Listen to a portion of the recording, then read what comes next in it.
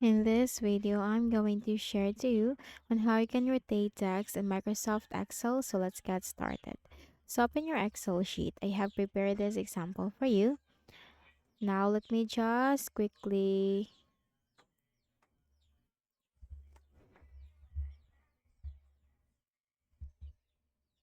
okay, like that. So with this example is that we have to select the cells first that contain the text.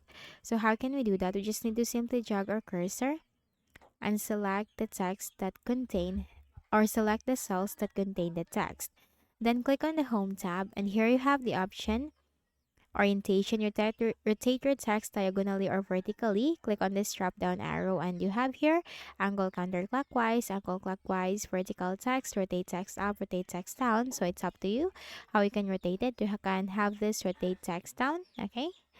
You can also have here text up. You also have here angle counterclockwise or a vertical text or angle clockwise. It's up to you. Now let us go with rotate text up. And then you just need to simply increase that from here, okay?